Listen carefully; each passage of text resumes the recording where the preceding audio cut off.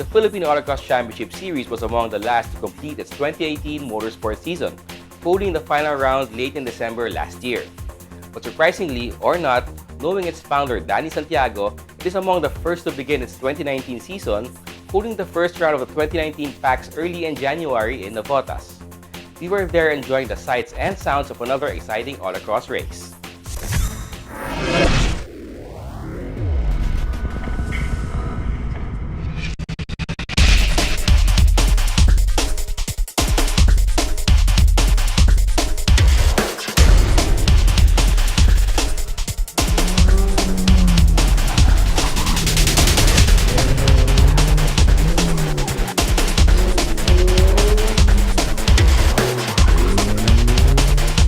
We're here in Road 10 Navotas for the very first round of the Philippine Autocross Championship Series for 2019 as we welcome another year of racing. Let's go check it out.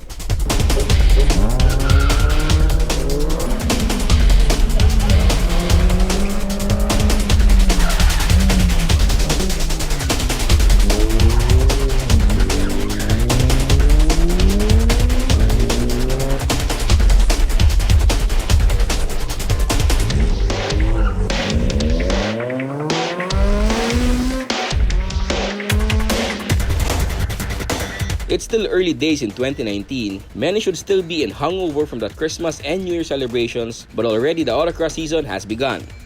Over at the wide and long thoroughfare that is the segment of the R10 in Navotas, the sounds of revving engines and smell of smoking tires permeate the air. Despite the short break between motorsport season, it's apparent that many have missed the thrill and excitement of competing in a race against time while driving precisely in short bursts of speed around a course marked out by pylons and steel railings. Many familiar faces showed up for the first autocross round of the year. Familiar faces beneath familiar helmets and behind the wheel of familiar cars as they lined up for their turn around the R10 course.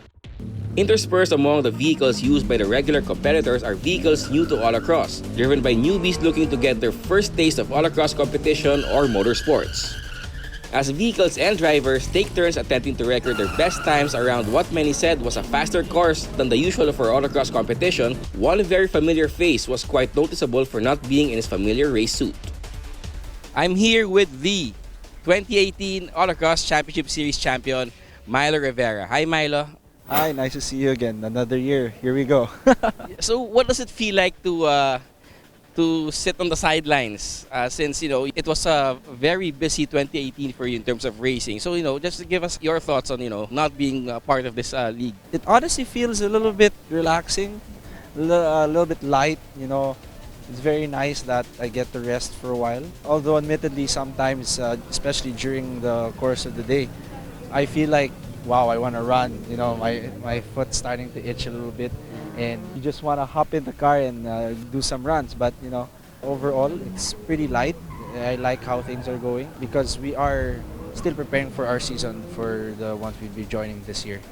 So how about your thoughts on the upcoming drivers here? Are there any fresh faces that are actually contending? Well, it's pretty much the same mold. You do have a lot of new faces in the novice and the newbies category. I just saw a while ago like 2 Isuzu crosswinds. So not only guys are here to gun for wins, but they also want to have fun. They also want to start the year the right way.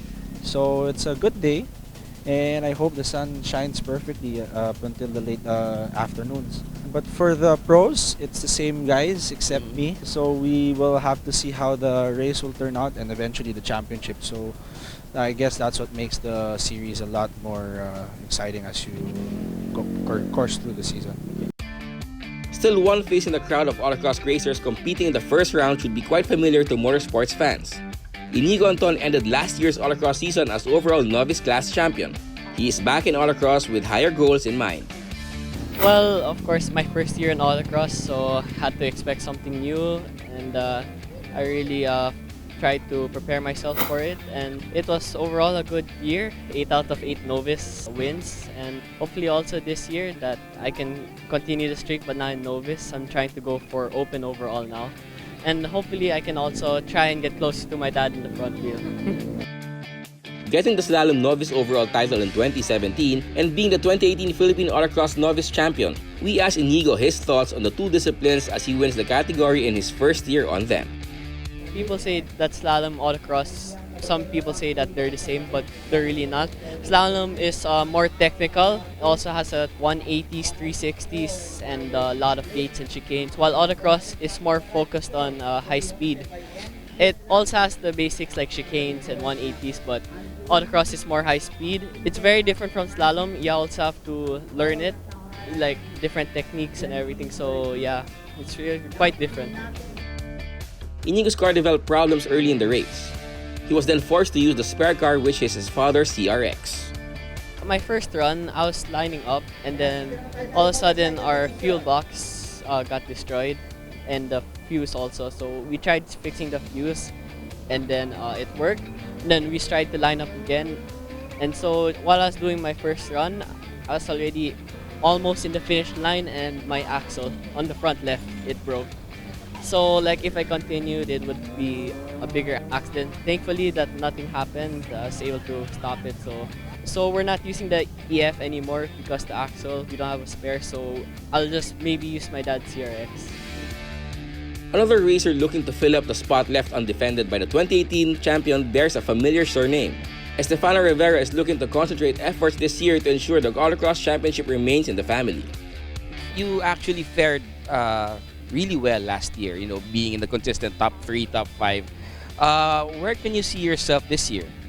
Of course, this year, like my brother, my champion brother, of course, we want to go for the top. It's a new car. Of course, we're gonna have new challenges, and of course, we're always going for the top, and hopefully, top 3, top. Yeah, but first place is the main target. Milo, being the brother that he is, supports his brother Estefano Rivera very much as what many have witnessed in the race. How about your thoughts on Stefano Rivera, your brother? I just want him to succeed, especially being a brother, you want your sibling to do well.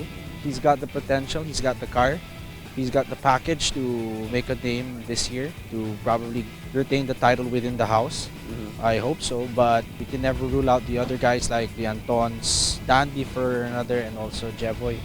So it's going to be an interesting year, but I do hope he does well, and currently he's first, but we just have to keep on moving forward and keep on improving his time. A new phase in autocross comes with rallycross, and Louis Camacho is not only looking to learn new motorsport skills or the fun of experiencing a motorsport similar to rallycross, but also to run on paved surfaces. Yung autocross kasi, ibang skills din yung na-develop sa akin. Iba rin yung discipline ng rallycross, kaya maganda rin na lahat ng discipline ng motorsport matry din natin. Iba talaga kasi sa sa suspension, magkaiba na sila ng tono ng ayos. Iba talaga kasi sa dirt, naghahanap ka ng traction. Dito naman, may traction naman siya, so iniiwasan mo naman tumbulas talaga. As the motorsport season started, Louis is looking into completing the Autocross and Rallycross series for 2019. Dito, kumpletuhin ko rin yung autocross. Siyempre gusto ko rin magkaroon ng points sa class natin, saka yung rallycross na full ko rin talaga siya na magka-trophy. John Carlo Pelayo, who is also competing in Rallycross, was present in the first round of the Autocross. This time, not with the Mirage we used to see. We made sure that the car is in tip-top condition. So it's an all-stock 80s Corolla. So it's like going back to my roots kasi during the 2017 season, I was using an old school Lancer. So I was participating in old school class. Fortunately, we were able to clinch the championship for that class. It's a nice feeling din na nakabalik kami sa gantong pakiramdam. Alam mo yun, yung carburetor, all manual. Unlike with my Mirage na nasanay kayo na all power, stuff like that. Pero it was fun, honestly. So the preparations were really just make sure that the car is in good condition. Not really race condition, just make sure na makauwi kami and okay naman. Yeah. For 2019 motorsport season, JK is looking into joining other race series, aside from autocross in the country. I sure hope na makatakbo kami again sa Rallycross with another car kasi my Mirage is already beaten up. Nakakaawa na eh. Pero I sure hope na mabigyan kami ng opportunity to run another season with Rally. And also other circuit races like Sparko, Force, hopefully. Toge Battle, baka participate din kami as well this year. So kayanin ng budget, dasal-dasal na lang. As racer upon racer took to the course laid out on the wide 4-lane R10 road, it became apparent that most were enjoying the course that allowed them to reach on gear higher than they are accustomed to reaching in past courses and rounds. Early on, Estefano was setting the fastest pace, hounded closely by the Antons, Carlos, and Inigo. Can you give us an idea of how it is to drive in these circumstances? This is actually I think is a new track for you. So can you just give us your thoughts? Well, yeah, it's completely different from circuit when I'm doing it in videos. But yeah, here in Navotas, it's a new track. It's long straights. It's not really a technical track. But yeah, it's something new because we actually reached third gear. Usually the normal autocross and slalom tracks, we only reach until second. We don't really go up to top speed. But yeah, it's a new track and so far so good. But it's a long day. These things finish till there's no more lights. So yeah. After the last batch of racers completed their rounds, the fastest man around the R10 course turned out to be Carlos Anton with a time of 52.03 seconds. This bumped Estefano Rivera down to second overall with a time of 51.51, and Inigo Anton down to third with a 55.35 second time.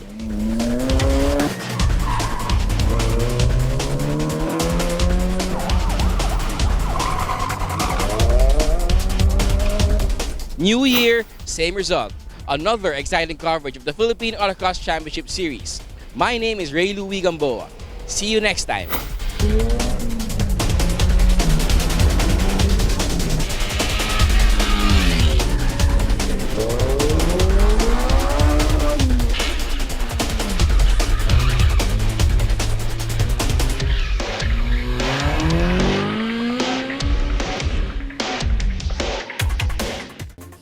There is a sense of excitement in autocross for another roller coaster year for contenders in the overall Championship 5. This excitement is shared by Race Weekend and Motoring Today's World of Motorsports as we look to continue bring to you a weekly update of latest updates and news on racing and racers.